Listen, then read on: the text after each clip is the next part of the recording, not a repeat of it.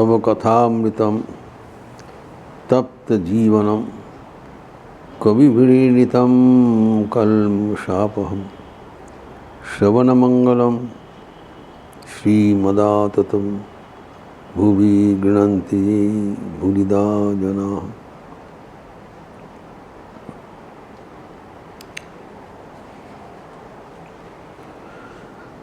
हमारे शरीर के भीतर रहने वाले काम को कैसे हम निष्क्रिय कर सकते हैं, इसके ऊपर विजय प्राप्त हो सकते हैं, इसी का रहस्य भगवान उद्घाटन किए हैं भगवद गीता में। अर्जुन को जो निर्देश दिया है, शिक्षा दिए हैं, भगवद गीता के 3 अध्याय अवलंबन करके हम उसको चर्चा कर रहे थे। भगवान पहले बताया कि काम का निवास कहाँ है, कहाँ कहाँ रहता है। तो बताया ये शरीर में, पदार्थ में, फिर इंद्रियां में, फिर मन में, बुद्धि में एवं अहंग में रहता है। फिर उसके आगे बताया ये जो रहते हैं ये 5 चीज़ का एक के ऊपर एक श्रेष्ठता है। हायरार्की क्या है वो बताया कि शरीर के परे है इंद्रियां, इंद्रियां के परे है मन, मन के परे है बुद्धि, बुद्धि के परे है वो अर्थात काम। काम का निवास इतना ऊंचा है, वो एकदम हमारे अहंग में निवास कर रहे हैं, बुद्धि के भी परे है।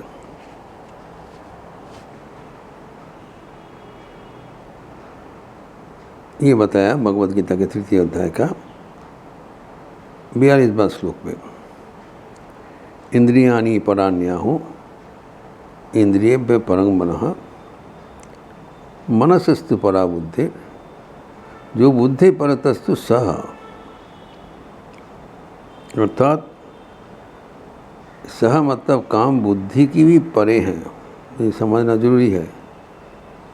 तो हम कैसे क्या एक को दूसरे से हम नियंत्रण करते हैं। तो पहले बताया कि तो अस्मात्म इंद्रियां नादु नियम में बढ़ते सब। इंद्रियां से ही हम लोग, इंद्रियां हैं काम को भोग करके करण, इंस्ट्रूमेंट। अगर इसको नियंत्रित कर दिया जाए तो काम रहते हुए भी काम हमें कोई नुकसान नहीं पहुंच सकता है। तो इंद्रियां का दमन करने से ही काम निष्क्रिय हो जाएगा। लेकिन इंद्रियों को दमन कैसे करें? इंद्रियों को परे जो कंट्रोलर है, इंद्रियों पर मन। तो अगर मन को नियंत्रित कर दिया जाए तो नियंत्रित मन से इंद्रिय नियंत्रित होगा। परिष्कार बताया।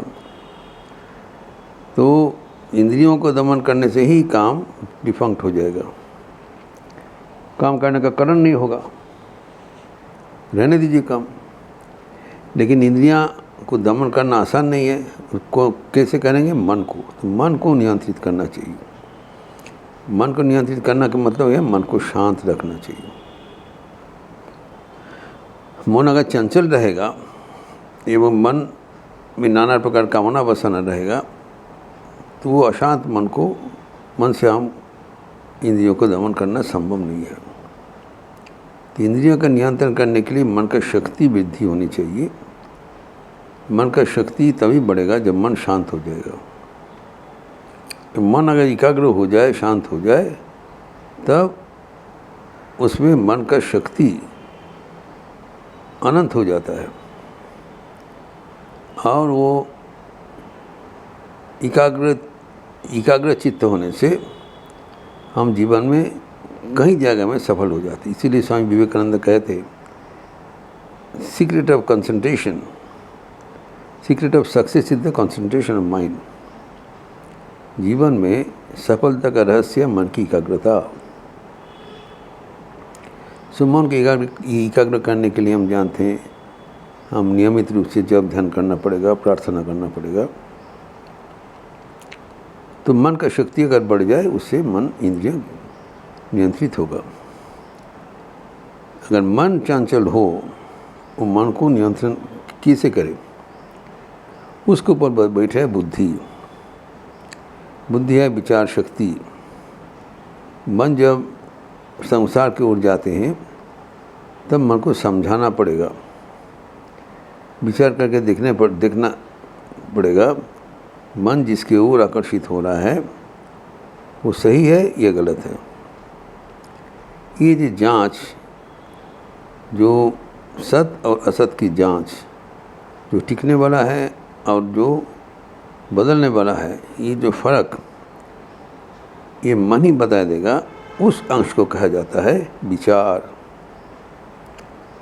बुद्धि अर्थात जो विचार शक्ति है, जो जांच करके हमको बता देगा कौन श्रेय है, कौन वरणीय है, कौन वर्जनीय है। तो परमात्मा वरणीय है, संसार वर्जनीय है, क्योंकि परमात्मा बार बार रहेंगे और संसार बदलने वाला है।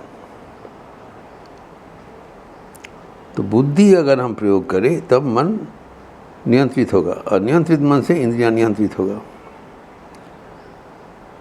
लेकिन मुश्किल क्या है, एक काम कहाँ है, बुद्धि से भी परे है, बहुत डेंजरस है। एवं बुद्धि परम बुद्धवा, मनसस्तु परा बुद्धि, और उसके भी परे है सह। सह मतलब वो काम।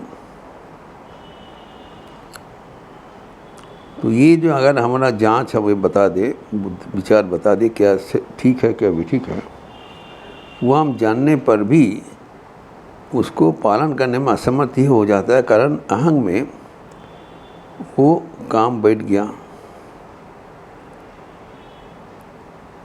तो हम हताश हो जाते हैं।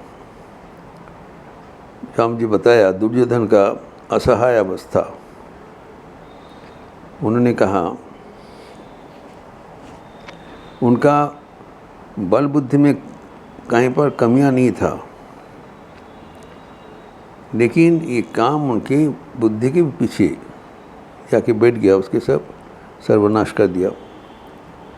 वो कहते जानामि धर्मम न च मे प्रवृत्ति ही, जानामि अधर्मम न च मे निवृत्ति ही।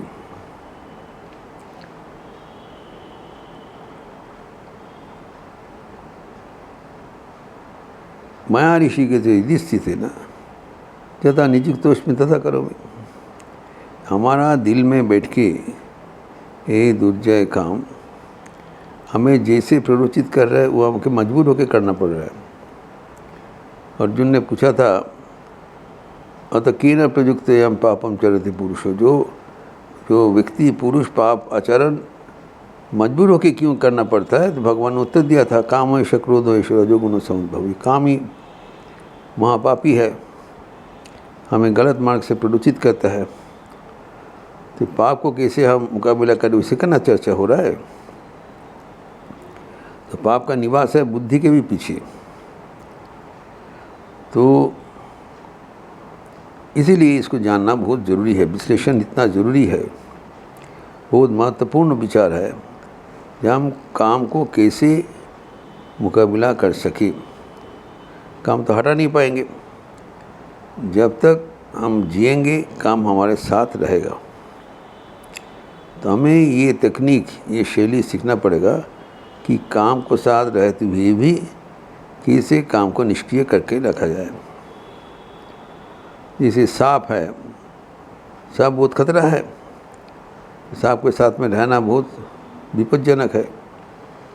अगर उसको रहना ही पड़ेगा तो ऐसे ही हमें सीखना पड़ेगा ताकि सांप जो एक मंत्र को कुछ नुकसान ना पहुंच सके, कुछ नुकसान ना कर सके, नियंत्रित करना पड़ेगा। काम ऐसी है। तो सांप को कहाँ, झोपड़ी कहाँ है जानना जरूरी है। तो बता दिया बुद्धि के भी परे है। बुद्धि के परे कौन चीज़ होता है? अहम।